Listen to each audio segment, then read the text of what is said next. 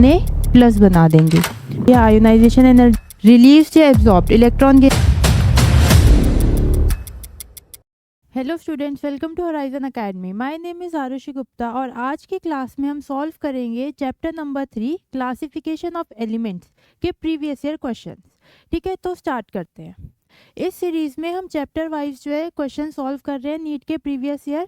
आपको जो है इस वीडियो की डिस्क्रिप्शन में इस प्लेलिस्ट का लिंक मिल जाएगा, जहाँ से आप बाकी चैप्टर्स के भी प्रीवियस ईयर क्वेश्चन सॉल्व करके वाली वीडियो देख सकते हैं। ठीक है, तो स्टार्ट करते हैं। पहला क्वेश्चन है, the IUPAC name of element with atomic number 119 is. ये क्वेश्चन बहुत आसान है। इसके लिए आपको बस एक टेबल याद होनी चाहिए। कौन सी? कि जो एलिमेंट्स जिनका एटॉमिक नंबर 100 से ज़्यादा होता है उसके लिए IUPAC ने क्या करा कि ये देखो, आपको जो है ये टेबल पता होनी चाहिए कि 0 के लिए हम यूज़ करते हैं नील, 1 के लिए हम यूज़ करते हैं अन, 2 के लिए बाई, 3 के लिए ट्राई, 4 के लिए हम यूज़ करते हैं क्वाड, 5 के लिए पेंट और 9 के लिए हम यूज़ करते हैं ENN। ठीक है, तो आपको ये टेबल याद होनी चाहिए। अब IUPAC ने क्या करा, वो एलिमेंट्स जिनका एटॉमिक नंबर 100 से ज़्यादा है उसकी नेमिंग के लिए उसने एक अलग तरीके का सिस्टम दिया। उसने बोला सपोज कोई एलिमेंट है जिसका एटॉमिक नंबर 110 है, तो हम उसका IUPAC नेम कैसे लिखेंगे? 1 के कॉरेस्पॉन्डिंग कौन सा अल्फा वर्ड है? अन, तो हमने अन लिखा। फिर से 1 है तो 1 के कॉरेस्पॉन्डिंग अन, तो फिर से अन लिखा। और 0 के कॉरेस्पॉन्डिंग है नील, तो यहाँ पे लिख दिया नील। तो अन अन नील, और एंड में हम लगा देते हैं IUM, तो हम यहाँ लिख देंगे IUM। तो वो एलिमेंट जिसका एटॉमिक नंबर 110 होगा उसका IUPAC नेम क्या होगा? ये अन अन नील EM। तो इस तरह का उसने एक सिस्टम दिया IUPAC ने कि हम जो है वो एलिमेंट्स जिनका एटॉमिक नंबर 100 से ज़्यादा होगा उसका नेमिंग हम इस तरह से करेंगे, ये टेबल यूज़ करके। अब उस क्वेश्चन में बोला है कि एटॉमिक नंबर है 119, तो उसका IUPAC नेम बताना है। अब 1 के लिए क्या वर्ड यूज़ करेंगे हम? अन। फिर से 1 है तो 1 के लिए फिर से अन, और फिर है 9 के लिए हमें यूज़ करना है N, और एंड में लगा देना है IU और EM। तो इस एलिमेंट का IUPAC नेम हो जाएगा ये। अब देख लो कौन से ऑप्शन में है ये है हमारा ऑप्शन नंबर A। तो ऑप्शन A हमारा आंसर हो गया। अगर मैं आपसे पूछूं इस एलिमेंट का एटॉमिक नंबर बताओ, तो क्या होगा इसका एटॉमिक नंबर? प्रैक्टिस के लिए कर लेते हैं। पहले लिखा है अन, अन मतलब 1, फिर लिखा हुआ है नील, नील हम यूज़ करते हैं 0 के लिए, और फिर लिखा है N, ये हम यूज़ करते हैं 9 के लिए। तो इस एलिमेंट का एटॉमिक नंबर हो गया 109। नेक्स्ट इसका बताओ। पहले अन लिखा है तो मतलब 1, फिर से अन लिखा है तो 1, फिर से अन लिखा है तो 1।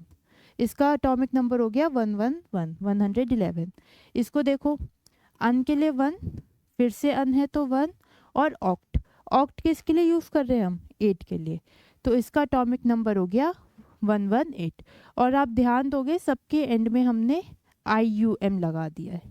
ठीक है, तो इस तरह से जो है ये क्वेश्चन होना था। बस आपको ये टेबल पता होनी चाहिए थी कि ये टेबल कैसे होती है। ठीक है, नेक्स्ट क्वेश्चन पे चलते हैं। अब नेक्स्ट क्वेश्चन है, arrange the elements in increasing order of electronegativity. Electronegativity की इंक्रीजिंग ऑर्डर में लगाना है। उसके लिए आपको पहले ये पता होना चाहिए, ये बताओ मुझे कि across the period, across the period मतलब लेफ्ट टू राइट, ये हमारी पीरियोडिक टेबल है। कुछ इस तरह से दिखती है हमारी पीरियोडिक टेबल। इसमें अगर मैं ऐसे लेफ्ट टू राइट जाऊं मतलब across the period, across the period बोलो, अक्रॉस द पीरियड समझ नहीं आता तो लेफ्ट टू राइट लिख देते हैं।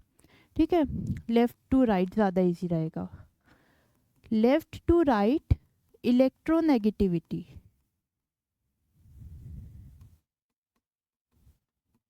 लेफ्ट टू राइट इलेक्ट्रोनेगेटिविटी क्या होती है? इंक्रीज होती है या डिक्रीज होती है? बताओ मेरे को। इतना आपको पता होना चाहिए कि लेफ्ट टू राइट इलेक्ट्रोनेगेटिविटी क्या होती है और डाउन द ग्रुप क्या होती है। डाउन द ग्रुप, जब हम लेफ्ट टू राइट जाएंगे और ऊपर से नीचे जाएंगे तब इलेक्ट्रोनेगेटिविटी क्या होगी?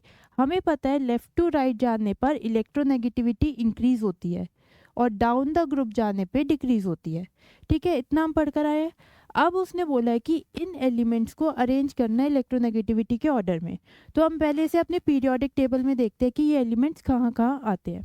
उसने दिया नाइट्रोजन, ऑक्सीजन, फ्लोरीन और कार्बन। ये हमें पता है कुछ इस तरह आते हैं, कार्बन, नाइट्रोजन, ऑक्सीजन, फ्लोरीन और यहाँ नियॉन होता है। ठीक है, इस तरह से आते हैं ये। और एक हमें दिया सिलिकॉन, सिलिकॉन आता है कार्बन के नीचे इस तरह से। ठीक है, अब लेफ़्ट टू राइट जब हम ऐसे जाएंगे तो इलेक्ट्रोनेगेटिविटी बढ़ेगी। तो हम ये बोल सकते हैं कार्बन की इलेक्ट्रोनेगेटिविटी कम, नाइट्रोजन की उससे ज़्यादा, ऑक्सीजन की उससे ज़्यादा और फ्लोरीन की सबसे ज़्यादा। ठीक है, अब बात आती है सिलिकॉन की। डाउन द ग्रुप इलेक्ट्रोनेगेटिविटी क्या हो रही है, डिक्रीज हो रही है। तो मतलब कार्बन और सिलिकॉन में किसकी कम होगी, सिलिकॉन की, क्योंकि नीचे जाते जाते इलेक्ट्रोनेगेटिविटी कम हो रही है। तो सिलिकॉन की सबसे कम। तो ये हमारा ऑर्डर हो जाएगा इलेक्ट्रोनेगेटिविटी का। देखो ये कहाँ दिख रहा है आपको, ये रहा, सिलिकॉन का, कार्बन, नाइट्रोजन, ऑक्सीजन, फ्लोरीन। तो हम कर देंगे ऑप्शन ए हमारा करेक्ट होगा। ठीक है, अगर आपको इस तरह नहीं आता तो दूसरा तरीका क्या हो सकता है, आप ऑप्शन एलिमिनेट करके देखो। ये जो हमें दे रखे हैं 5 एलिमेंट्स, इसमें से हमें ये पता है कि फ्लोरीन की इलेक्ट्रोनेगेटिविटी सबसे ज़्यादा होती है। ठीक है, पूरी पीरियोडिक टेबल में फ्लोरीन की इलेक्ट्रोनेगेटिविटी सबसे ज़्यादा होती है। अब ये वाले 2 ऑप्शंस देखो, इन्होंने सिलिकॉन की सबसे ज़्यादा लिखी हुई है, तो ये दोनों ऑप्शंस तो होंगे नहीं, इसे कर देते हैं हम कट, बचे ये दोनों ऑप्शंस।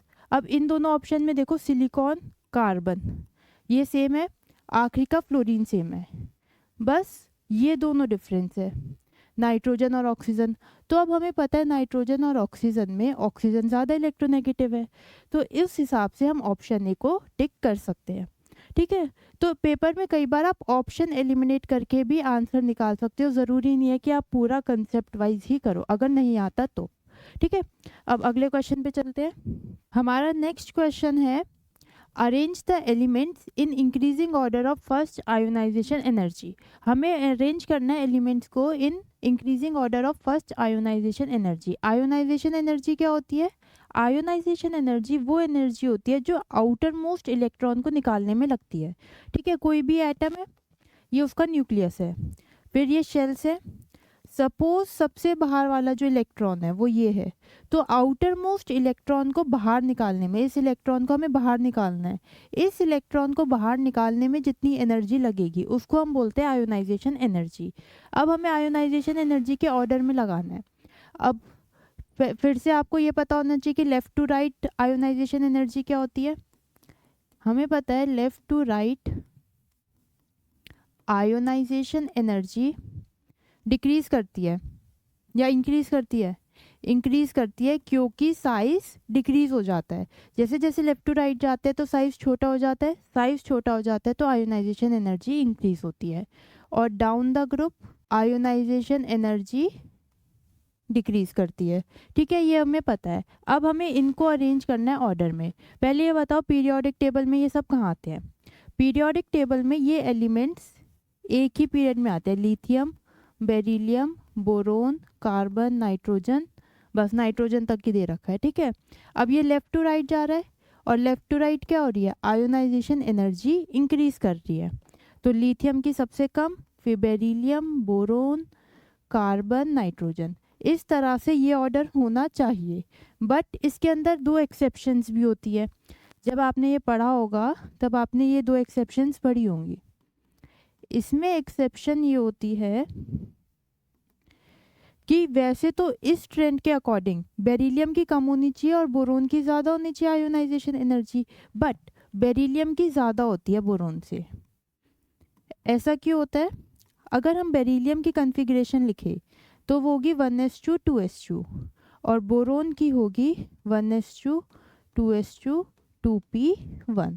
ठीक है, अब बोरोन के केस में last electron p sub shell में है, जबकि बेरिलियम के केस में लास्ट इलेक्ट्रॉन s में है, और s हमें पता है न्यूक्लियस के ज़्यादा पास होता है, s सब शेल न्यूक्लियस के ज़्यादा पास होता है, तो उसमें से इलेक्ट्रॉन निकालने के लिए ज़्यादा एनर्जी लगती है as compare to p orbital से इलेक्ट्रॉन निकालने में। तो यहाँ पे ये एक एक्सेप्शन है, लिथियम पहले बोरोन आएगा फिर बेरिलियम, कार्बन और नाइट्रोजन। तो तो ये हमारा आंसर हो जाएगा। देखो ये कौन सा ऑप्शन है, ये है हमारा ऑप्शन बी। तो ऑप्शन बी आपका करेक्ट हो जाएगा। अब इसी आयोनाइजेशन एनर्जी में एक एक्सेप्शन और होती है, वो होती है नाइट्रोजन और ऑक्सीजन में। Left to right ionization energy बढ़ती है तो ऑक्सीजन की ज़्यादा होनी चाहिए नाइट्रोजन से, बट ऐसा नहीं होता। इस क्वेश्चन में उन्होंने ऑक्सीजन पूछा नहीं है, पर पूछा होता तो आपको पता होना चाहिए कि ऐसा नहीं होता, नाइट्रोजन की ज़्यादा होती है ऑक्सीजन से। अब ऐसा क्यों होता है, देखो अगर हम नाइट्रोजन की कन्फिग्रेशन लिखें तो वो ये होगी 2p3 और ऑक्सीजन के लिए कन्फिग्रेशन होगी 2p4। 2p3 जो है हाफ फिल्ड है, इस तरह से होगा हाफ फिल्ड, और हमें पता है हाफ फिल्ड और फुली फिल्ड सबशेल बहुत ज़्यादा स्टेबल होते हैं। तो नाइट्रोजन के केस में p3 है, p3 हाफ फिल्ड है, वो बहुत ज़्यादा स्टेबल है, इस वजह से उसमें से इलेक्ट्रॉन निकालना डिफ़िकल्ट है एज़ कम्पेयर टू ऑक्सीजन। तो एक एक्सेप्शन ये है और एक एक्सेप्शन ये है, बाकी सारा जो है इसी के अकॉर्डिंग चलता है। ठीक है, अब आगे चलते हैं नेक्स्ट क्वेश्चन पे। अगला क्वेश्चन कह रहा है विच of the following represents all iso electronic species. Iso electronic species क्या होती हैं, आइसो इलेक्ट्रॉनिक स्पीसीज वो होती हैं जिसके अंदर सेम नंबर ऑफ इलेक्ट्रॉन्स हो, मतलब नंबर ऑफ इलेक्ट्रॉन्स सेम होने चाहिए। अब आपको ऑप्शंस देखने और बताना है कि इनमें से किसके पास सेम नंबर ऑफ इलेक्ट्रॉन्स हैं। ठीक है, अगर हम सोडियम की बात करें, सोडियम के पास कितने इलेक्ट्रॉन्स होते हैं 11, और उसके ऊपर एक प्लस चार्ज है, प्लस का मतलब उसने एक इलेक्ट्रॉन लूज कर दिया, तो 11 - 1 हो गए 10। ये हमने लिखे Na के लिए। फिर नेक्स्ट है क्लोरीन। क्लोरीन के पास कितने इलेक्ट्रॉन्स होते हैं, क्लोरीन के पास होते हैं 17 इलेक्ट्रॉन्स, और यहाँ पर लगा हुआ है एक माइनस चार्ज, माइनस मतलब एक इलेक्ट्रॉन उसने गेन कर लिया, 17 + 1 18, ये दोनों तो अलग अलग आ गए, तो पहला ऑप्शन तो होगा नहीं। अब सेकंड ऑप्शन चेक करो, कैसे करेंगे सेकंड ऑप्शन, N2O दे रखा है हमें, N2O, 2 नाइट्रोजन और एक ऑक्सीजन। नाइट्रोजन के पास कितने इलेक्ट्रॉन्स होते हैं 7, एक बार और है नाइट्रोजन +7, और ऑक्सीजन के पास होते हैं 8। इसे सॉल्व करो। फिर नेक्स्ट आता है N2O4, इसके पास 2 नाइट्रोजन और 4 ऑक्सीजन है, तो 7 + 7 और 8 + 8 + 8 + 8। अब ये दोनों इक्वल तो आने से रहे, दिख भी रहे साफ साफ, तो सेकंड ऑप्शन भी गलत हो गया। थर्ड ऑप्शन देखते हैं, अब करके बताओ खुद से फटाफट। हमें दे रखा है Na+, Mg2+, O- और F-। Na+ पे अभी हमने देखा कितने इलेक्ट्रॉन्स होते हैं 10, ये प्लस है। Mg के पास होते हैं 12 इलेक्ट्रॉन्स, यहाँ पे 2+ का चार्ज है, मतलब 2 इलेक्ट्रॉन्स उसने दे दिए, -2 = 10। ऑक्सीजन के पास कितने इलेक्ट्रॉन्स होते हैं 8, उसने एक गेन कर लिया +1, तो ये कितना हो गया 9। तो अब तो ये आइसो इलेक्ट्रॉनिक नहीं रहे, उसने बोला है ऑल आइसो इलेक्ट्रॉनिक, सारे आइसो इलेक्ट्रॉनिक होने चाहिए। फ्लोरीन के पास 9 होते हैं, माइनस मतलब एक गेन कर लिया 10, तो इसमें ये तीनों तो आइसो इलेक्ट्रॉनिक है, पर O- आइसो इलेक्ट्रॉनिक नहीं है, तो ये ऑप्शन भी कट हो गया। बचा आखिरी, यही होगा, पर एक बार निकाल के देख लो ताकि ये कंफर्म हो जाए कि आपने कोई गलती नहीं करी है। कैल्शियम 2+, कैल्शियम के पास कितने इलेक्ट्रॉन्स होते हैं 20, 2+ मतलब 2 इलेक्ट्रॉन्स लूज कर दिए 18। फिर नेक्स्ट है आर्गन, आर्गन हमें पता है नोबल गैस होती है, और 18 इलेक्ट्रॉन्स। नेक्स्ट दे रखा है उन्होंने हमें पोटेशियम, पोटेशियम पे होते हैं 19 इलेक्ट्रॉन्स, पॉजिटिव चार्ज मतलब एक इलेक्ट्रॉन लूज कर दिया, कितना -1 18 हो गया।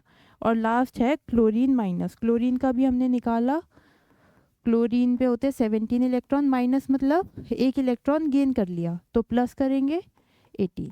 तो इस केस में सबके पास ही 18 इलेक्ट्रॉन्स है, मतलब ये स्पीसीज कैसी है आइसो इलेक्ट्रॉनिक, तो ऑप्शन डी हमारा करेक्ट हो गया।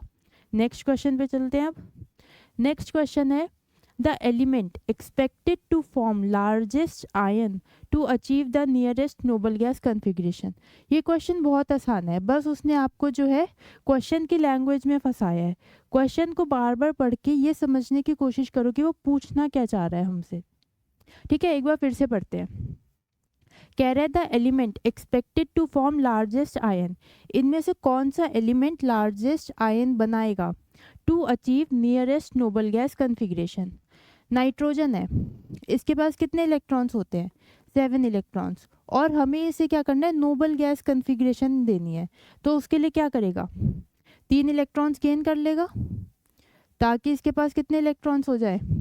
नाइट्रोजन पे कन्फिग्रेशन ये होती है ना, 7 इलेक्ट्रॉन्स है, मतलब 2,5, और नोबल गैस के लिए हमें चाहिए 2,8, मतलब 3 इलेक्ट्रॉन्स और चाहिए। तो n कन्वर्ट हो जाएगा N3 माइनस में। अब N3 माइनस के पास नोबल गैस कन्फिग्रेशन है जो कि हो गई 2,8। ठीक है, समझो ये n बन गया N3 माइनस। अगला है सोडियम, हमें सोडियम को नोबल गैस बनाना है, तो क्या करेंगे, इसे Na प्लस बना देंगे। क्यों, देखो Na की कन्फिग्रेशन क्या होती है, Na आता है 11 पे, एटॉमिक नंबर 11, 281। ठीक है, अब इसे हमें क्या बनाना है, 2,8, मतलब ये एक इलेक्ट्रॉन लूज कर देगा, ये कन्वर्ट हो जाएगा Na प्लस में। ऑक्सीजन की बात करें अगर, ऑक्सीजन की कन्फिग्रेशन होती है 2,6, हमें बनाना है इसे 2,8। उसके लिए क्या करेगा, ये 2 इलेक्ट्रॉन गेन कर लेगा, O2 माइनस बन जाएगा, और फ्लोरीन बन जाएगा F माइनस। ठीक है इतना। अब ये पूछ रहा है कि इन सब में से सबसे बड़ा एटॉमिक साइज किसका होगा, या लार्जेस्ट आयन इनमें से कौन सा है। तो आयंस के केस में हमें पता है कि अनायन का साइज बड़ा होता है पेरेंट एटम से, और कैटायन का सबसे छोटा होता है। कैटायन मतलब पॉजिटिवली चार्ज्ड, अनायन मतलब नेगेटिवली चार्ज्ड। अनायन का साइज सबसे बड़ा होता है और कैटायन का सबसे छोटा होता है। ठीक है, तो ये तो होगा नहीं क्योंकि ये पॉजिटिवली चार्ज्ड है, बचे ये तीनों। अब क्या देखेंगे, हमें पता है मोर नेगेटिव चार्ज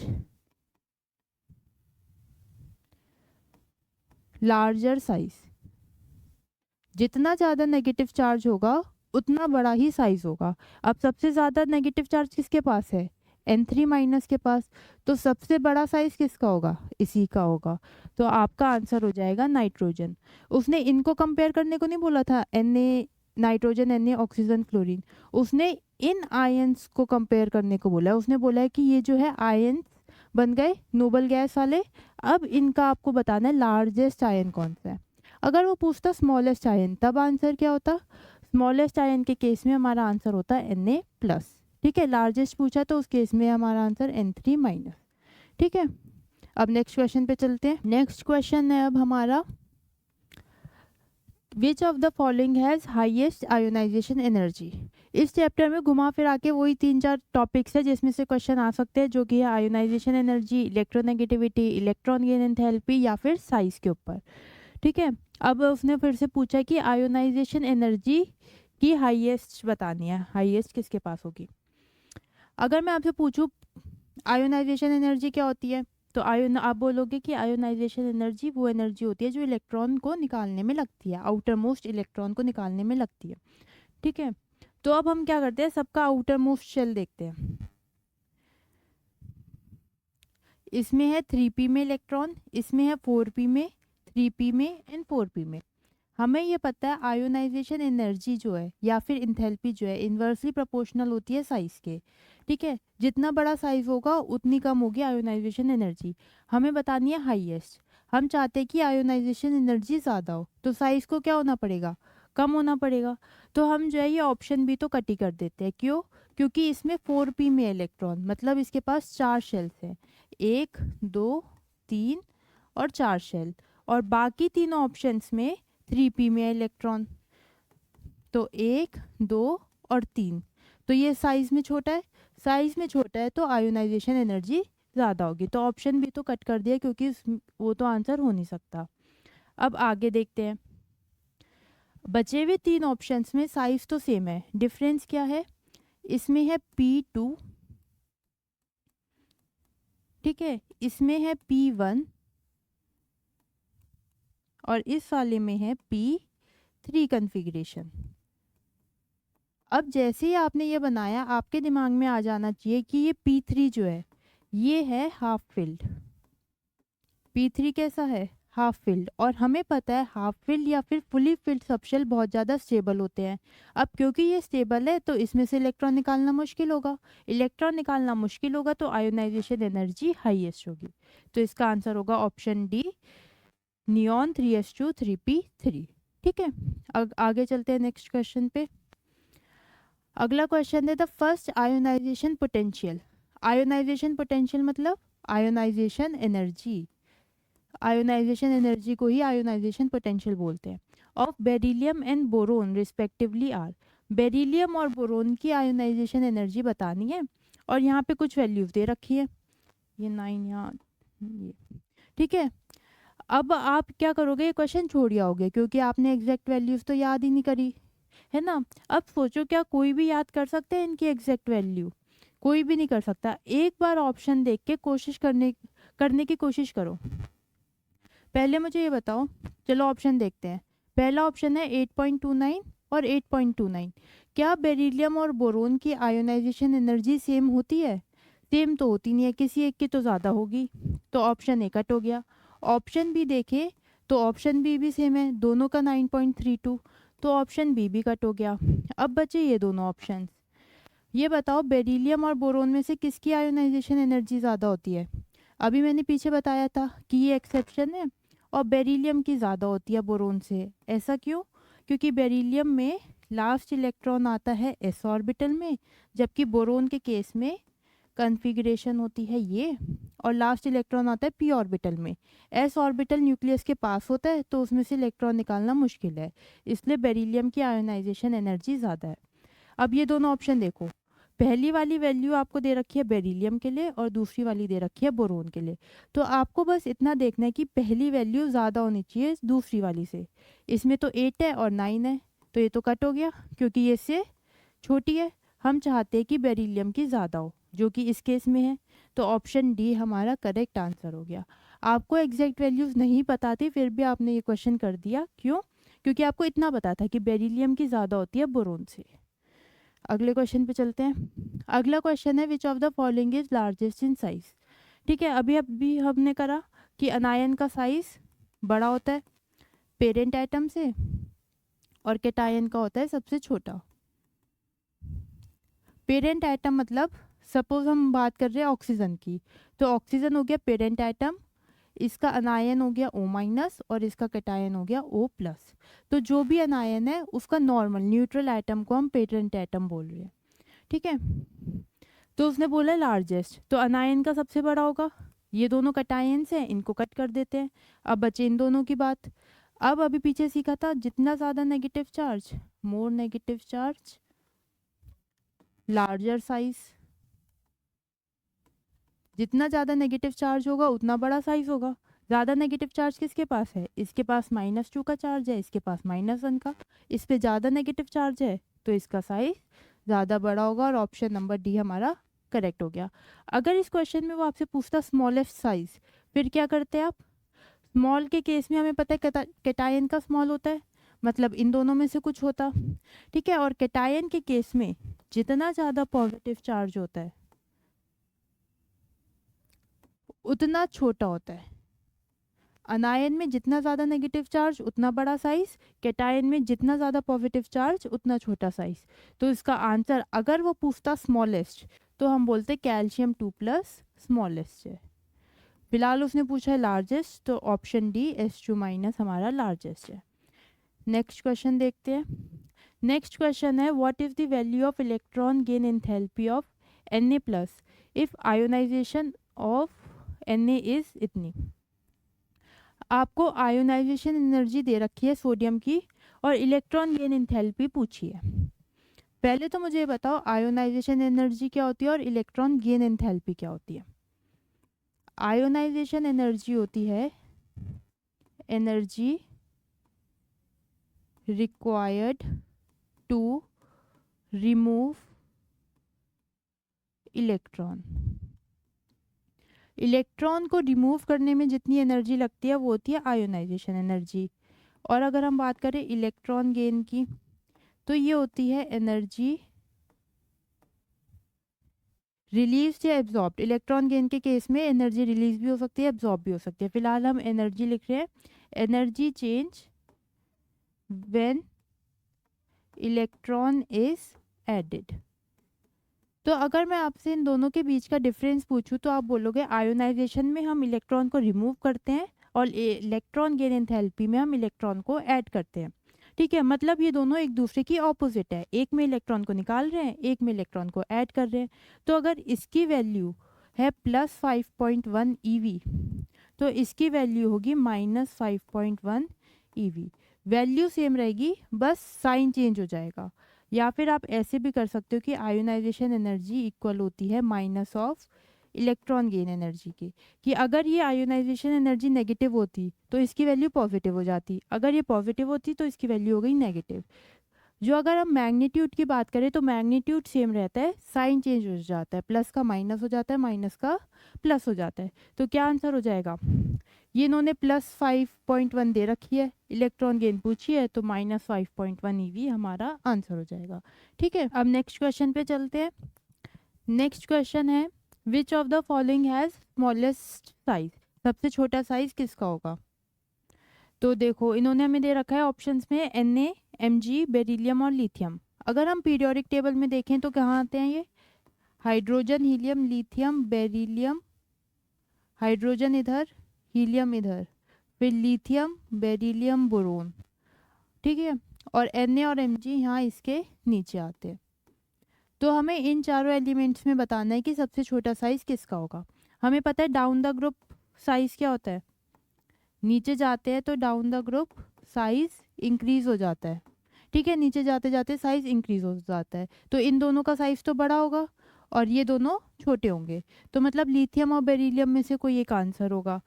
अब लेफ्ट टू राइट की बात करें तो लेफ्ट टू राइट में साइज क्या होता है, left to right size decrease करता है, तो मतलब बेरिलियम का साइज छोटा होगा, तो हमारा आंसर हो जाएगा इसमें बेरिलियम, ऑप्शन नंबर सी।